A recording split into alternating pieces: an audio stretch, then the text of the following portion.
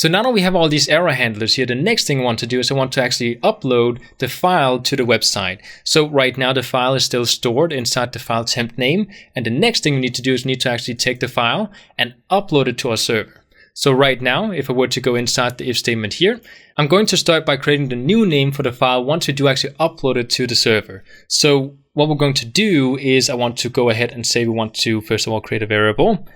And I want to name this variable something like image full name.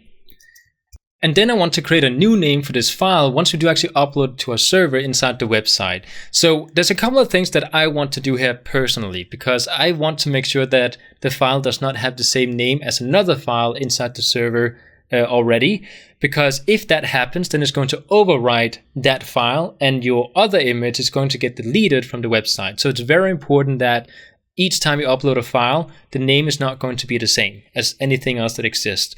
So what I want to do is, first of all, I want to grab the file name that we submitted, if we did actually change it.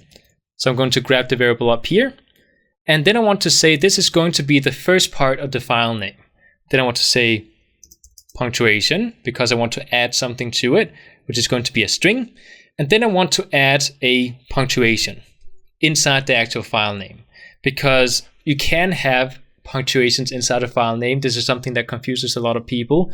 In the same way as this specific file here is called galleryupload.inc.php, you can have punctuations inside a file name. So we have the name of the file we submitted, punctuation, and then I want to create a random ID that is never going to be the same each time we generate it, because in that way, the name is always going to be unique inside the website, even if we were to call it the same name inside the form.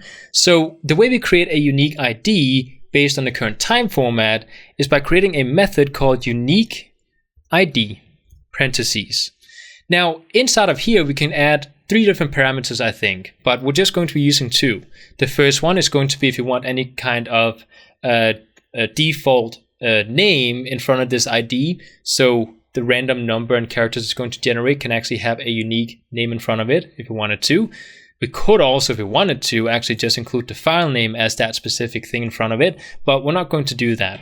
So right now I just want to leave it empty because I don't want to create anything in front of it. And the next parameter is going to be set as true because I want to allow for more characters than just default ones, which I think is about 13 or 16 or something like that.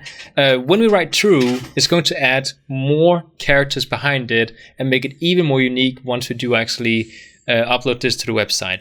Now in this specific example here, because we don't have many users on a website uploading pictures at the same time, you might not need to have it as true. You could also have it as false, which is going to create a smaller ID that is still going to be unique. But we're just going to set it to true to make sure that nothing is the same. So afterwards, since we now have the file name and the unique ID inside the name of the file to make sure they're not the same, we need to include the extension of the file that was uploaded because it has to be the same extension. And where did we get that? We got that from up here. So the file actual extension is going to be inserted right down here, right after we created the unique ID. Now we do need to include one more thing, which is a punctuation, because after the ID, we do need to include a string with a punctuation inside of it. So it's going to be named the name of the file, punctuation, the ID, punctuation, the extension, if that makes sense. So now that we have this, we need to actually tell it where we need to upload this file.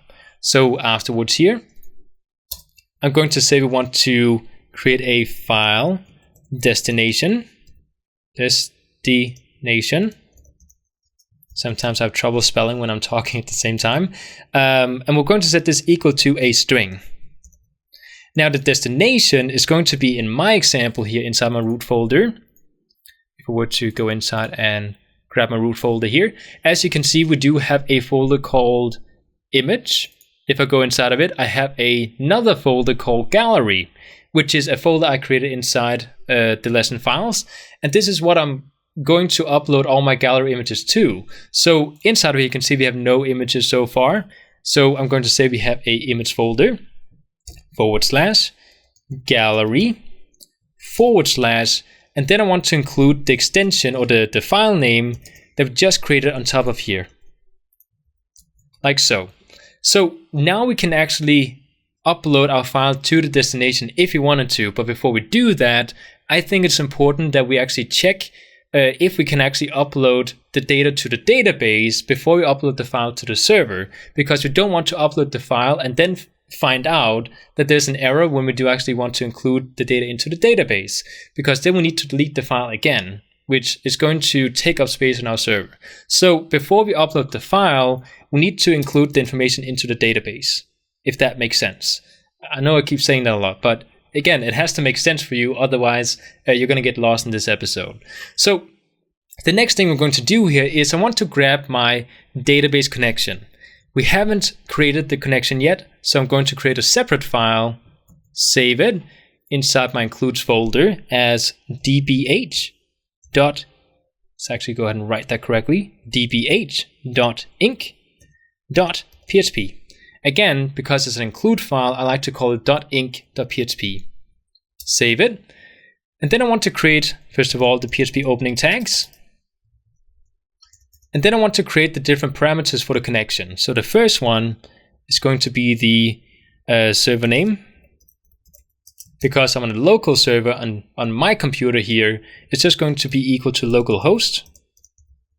If you are on an online server, you need to figure out what you need to change this into, because it will be different on an online server. So I'm going to just copy paste it 3 more times. The second one is going to be the username. I'm going to change this one to root, because that's my username for my server. Then the password, which is going to be empty on my server here. And then I'm going to change the last one to db name, which is the database name. And I do believe we called it something like, was it gallery example? I'm not sure, we need to check that. Otherwise we will receive an error later on. Gallery example. Okay, so it's correct. Afterwards, we need to actually create the connection. So I'm going to create a variable con. And before I get any comments about variable, not variable con, but and before I get any comments about mysqli_connect being outdated, because it's not, mysql_connect is outdated. MySQLi is completely different. It is not outdated. Okay, it's still part of PHP 7 and all that PHP, updated material that we have today in PHP. So MySQLi_connect is still relevant today. It is just as good as a PDO connection, which is something used in object-oriented programming, not procedural programming like we do here. So there's just different pros and cons between a MySQLi and a PDO connection. There's different good things and bad things depending on what you want to have. So we're going to be using a MySQLi connection here. Okay, now that I stated that, because I get a lot of comments about that, I'm going to insert the different parameters into the connection. So the server name, username, and password. And the last one is going to be the database name. Like so. So now we do actually have the connection.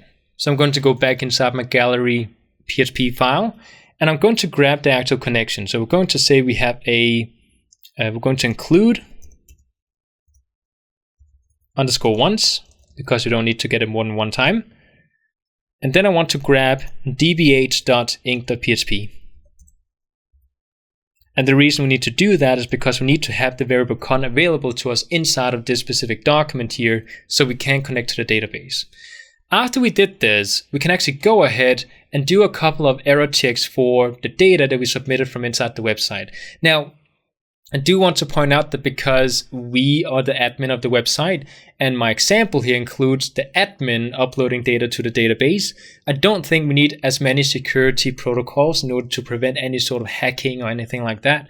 But I will still do it the proper way in this episode, but I'm not going to include a bunch of error handlers that we don't technically need for this example here. Now, the error handlers I do want to check for inside this example here is if we left any kind of inputs empty inside when we typed in the title or the description for the specific image that we're going to upload. So I'm going to run a if statement, and I'm going to say if we have empty, parentheses, then I want to check if our file or the image title was empty when we submitted it. Then I also want to check, or was our file or the image description empty? So I want to grab the image description as well and put it in here. If they were empty, and now I'm going to do error handlers first. So I'm going to check for errors first and then success, which is what I recommended before if you wanted to. It doesn't really matter in this example here, but it is a habit that you should get used to, checking for errors first. So in here, I'm going to say, well, right now, one of these are empty, which means that we don't want to upload the file, and we need to stop everything we're doing in here and send the user back to the gallery page with a error message. So what I want to do is I want to say we have a header function or header method that is going to send the user back to the front page. Now, I do actually have my notes over here, so I'm just going to copy the path, which in my example here is going to be, we're going to go back one directory, because right now we're inside the includes folder, inside the root folder. We need to go back to our gallery page, and then we need to link to it with a error message. And again, I have a separate tutorial in my course here that teaches how to create error messages when you have these sort of errors inside a form submission. So watch that episode if you want to learn how to create error messages. So what I'm going to do is I'm just going to create a upload equal to empty error message, and then I want to exit this script that we have here, because I don't want to continue the script if we had an error message. Else, below here, if we had that's actually, so if the inputs were not empty, the next thing I want to do is I want to actually insert the data into the database. Before we do that, there's one more thing I want to do before we actually start inserting, which is I want to actually grab data and see how many rows we already have inside the table. Because remember, when we created the database table, we also created a order gallery column. And this is something that needs to get updated depending on how many existing rows we have inside the database. And again, the order gallery is something we're not going to do as much with in this episode. It is something that is an extra feature I think is good to have in the future if you want to reorder the pictures inside the gallery. So we need to also take that into account inside our script here, since I included it inside the code. So inside the else statement here, the first thing we're going to do is I want to actually create a select statement that selects the data from inside this table to check how many rows we have inside the table. So I'm going to say we have an SQL statement that is a select statement. So I'm going to select all from our gallery table, semicolon, and another semicolon inside the SQL statement. So afterwards, we now need to create a prepared statement in order to actually connect to the database and grab the information from the database. So what I'm going to do is I'm going to initialize a prepared statement by saying we have a variable called stmt, set it equal to my SQLi underscore stmt underscore init, parentheses. And then we need to initialize this prepared statement using the connection from inside our DBH file. So we're going to grab the connection variable and insert it inside the parentheses here. So now we initialized the prepared statement, and now we need to actually do something with the statement. So what I want to do, first of all, is I want to prepare the prepared statement, but I also want to check if we had any kind of errors with the SQL statement, if we could not for some reason run it inside the database. So we can do that at the same time by going underneath here, creating an if statement, and then inside the if statement I want to do I want to check if the statement did not get prepared. So we're going to say mysqli underscore stmt underscore prepare. And the reason I have the exclamation mark in front of it is because we're checking if it did not get prepared inside the check here. So I want to include 2 parameters in here. The first one is going to be the actual statement, because this is the statement that we want to prepare. And I want to include the SQL statement from up here. If this did not work, then we're going to get an error. And then I want to do something inside of here, like giving us a error message inside the browser here. So I'm just going to echo. Could also send the person back to the gallery page with an error. I'm just going to do it here. I'm going to echo SQL statement failed or something. So now we did this, I can create an else statement that says if our prepared statement did actually get prepared up here, then we want to continue doing something else. Now what I want to do now is I want to actually execute the prepared statement. So I want to say my SQLi underscore stmt underscore execute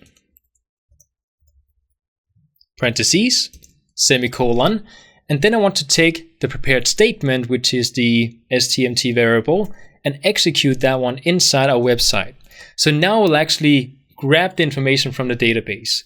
Now what I need to do is I need to check the result if we had a certain number of rows. So I'm going to create a variable called result that is going to be equal to MySQLi underscore stmt underscore get underscore results parentheses, and then I want to again get the result from the statement. I'm just going to grab the statement and paste it in here.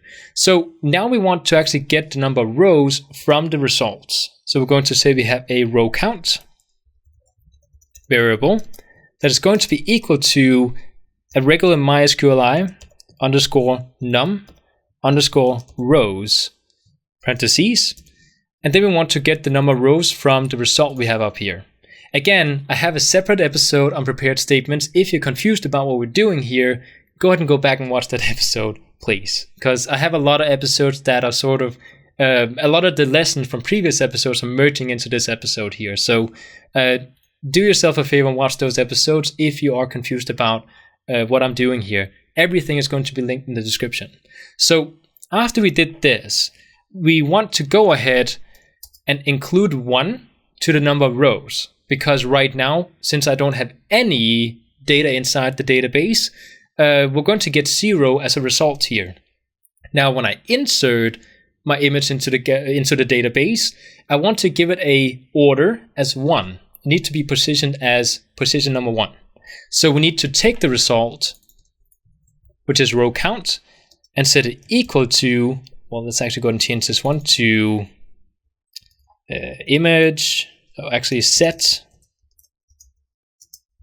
image order, and then create it equal to row count plus 1.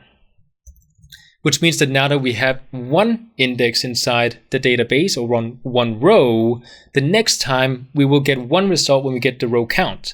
But it needs to change to order number 2 when we insert the next image. So again, we just add 1 each time. And this is how I want to do this. So this is how we do that specific part with the order column inside the database. The next section here is going to be where we do actually go in and insert the data from our image into the database. So what I want to do is inside this else statement is I want to go and create a second SQL statement, which is going to be a insert statement. So we're going to say SQL is equal to insert into gallery. And then I want to say we have a couple of data that we want to insert, space, values, parentheses, semicolon, and then again semicolon after the double quotes. Inside the gallery here, I'm going to just copy paste my names for the columns inside the database. I have them on the side here. Again, just go ahead and watch them and write the same ones in here if you followed my tutorial exactly to the point. Now, because we're using prepared statements in this episode, we're not just going to grab the data from inside the variables up here and paste them into the parentheses down here. Instead, because we're using prepared statements, we need to create placeholders for each of these. And then later, we want to insert the data into the database. So the way we create a placeholder is by writing question mark, and then just a question mark for each of the different, the different columns we have inside of here. So 4 question marks, because we have 4 pieces of data we need to insert right here. Afterwards, I'm going to go to the next line.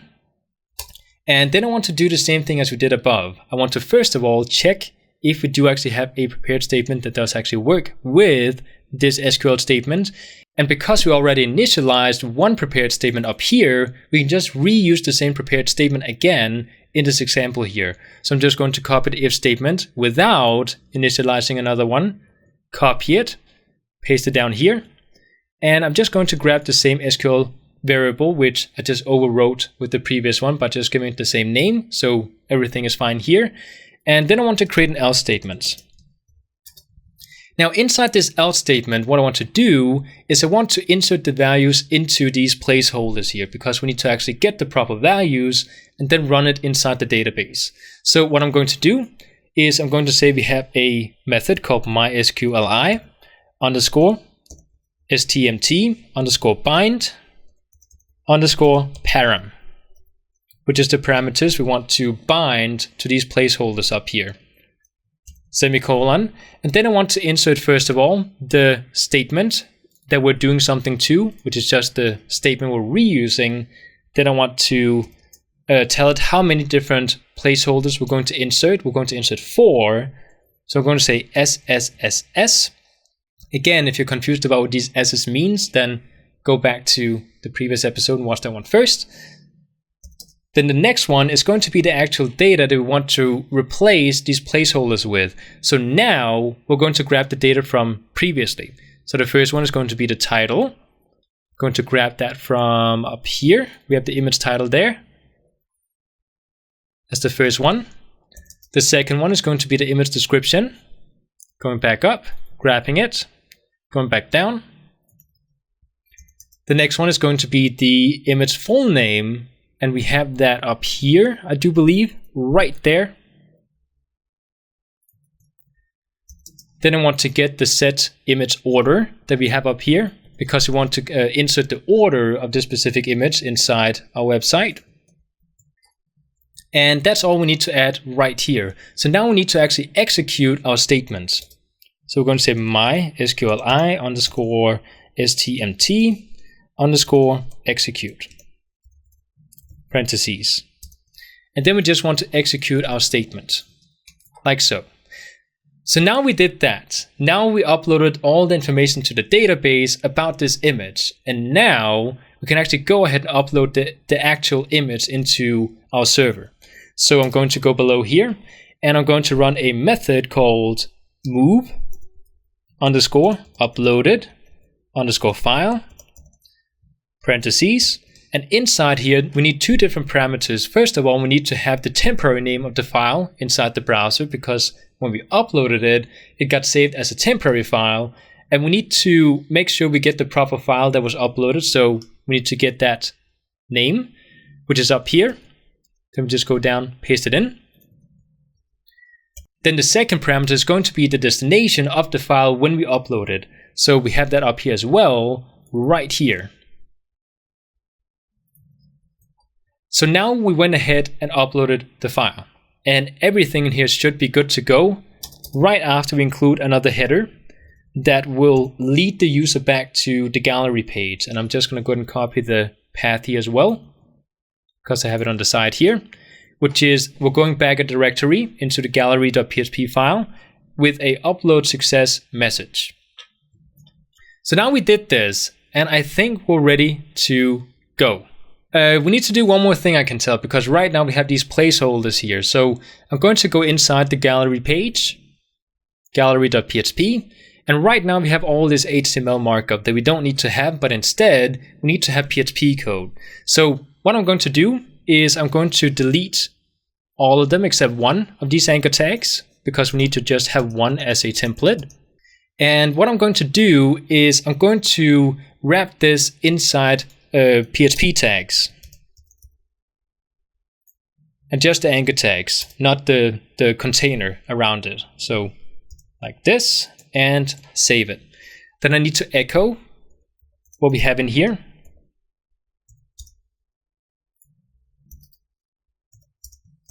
Like so. And what we need to do now is we need to replace the information in here with what we have from inside the database. So what I need to do right above where we have the PHP opening tag is I want to connect to the database, and I want to grab the information about this specific image or all the images inside our table. So I want to go ahead and run a include _once because we need to get the connection for the database. And this is going to be inside a includes folder, and it's going to be called dbh.inc.php. There we go. And now what we can do is we can go and run a SQL statement. So we say SQL is equal to a select statement. Select all from gallery. Then we want to also order by. And we could, if we wanted to, order by the ID, since it's always going to be a newer ID number, which is the first column each time you upload a file. But if you want to order by the order, the last column we included inside the database that we spent so much time on, where you can later on reorganize the order, then we're going to order by the order gallery column, which is what I think is much cooler to do, personally. I'm going to order descending, so the newest image is always going to be at the top of the website. After doing this, we need to, first of all, create a new prepared statement. So we're going to say variable stmt is going to be equal to mysqli _stmt _init for initialize. Then I want to initialize the statement based on the connection variable con that we link to using the include once up here. And afterwards, we then need to pretty much do the same thing as inside the previous file. We need to run an if statement and check if we could actually prepare the statement based on the SQL statement. So we're going to say mysqli _stmt _prepare parentheses. Then we want to do it based on the statement and SQL statement. And we need to check if there was an error by including the exclamation mark. If there was an error, then we can again echo SQL statement failed. Again, just an example. Else, we want to do something else. So here inside the else statement, we want to first of all execute the actual SQL statement we just created up here called SQL. So I want to say mysqli _stmt _execute. And then I want to execute the statements.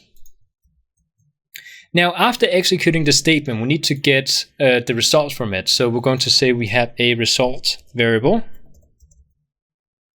And I'm going to set it equal to mysqli _stmt _get _result. And then we of course need to get it from the statements, like so. So now that we have this, we can go ahead and just loop out all the rows from inside the database. So I want to create a while loop. And inside the while loop, I want to say we have a $row. They want to set equal to mysqli _fetch _assoc based on the result up here, of course. So now we have all the data from the database, or at least inside that specific table that we queued for. So I can just go ahead and copy paste our echo, paste it in here, and now I can go ahead and replace all the different values inside this echo here. So the first thing I want to do is I want to replace the title. So I'm going to write some PHP code in here. I want to get the $, row, brackets, And of course, we need to wrap this inside something else. We need to go ahead and wrap single quotes, not double quotes. There we go. I want to get a certain result. I want to get the name of the file. So if we were to check the database, you can see we have title gallery. So I'm going to copy that name and paste it in. Then I'm going to do the same thing for the description. Desk gallery. Now, this is all fun and good, but the next thing we need to do is we need to actually insert the images into the website. Now, a small trick that I learned when it comes to inserting images is that right now inside my style sheet, I just have this background color placeholder. I'm going to delete it, and then I'm going to go inside my gallery page again without deciding for background image inside the style sheet.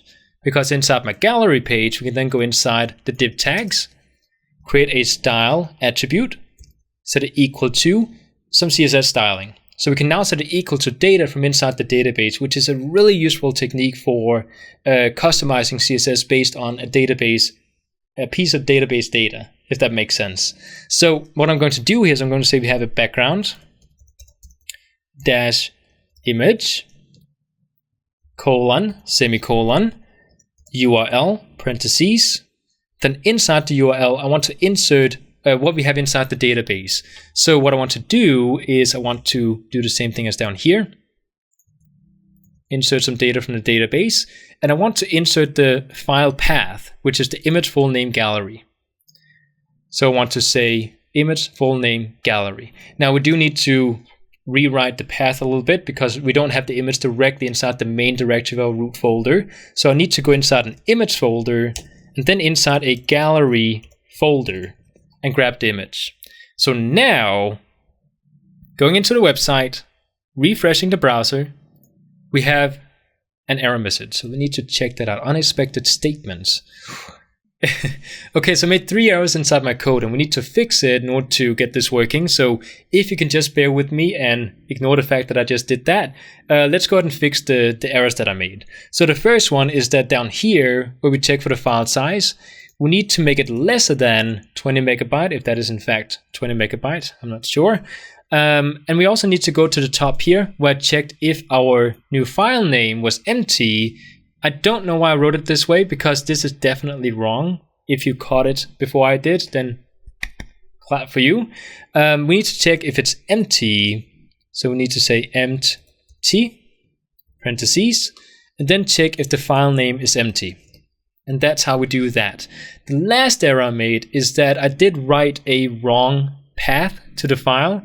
Because we're inside a includes folder, we need to go back a directory and then inside an image folder. So here, we need to go back a directory and then inside the image and then the gallery folder in order to insert the file into the destination. So now, please don't let there be more errors because 3 is plenty for one episode. Refresh, and then let's go ahead and upload a file. So we're going to say a bunch of trees.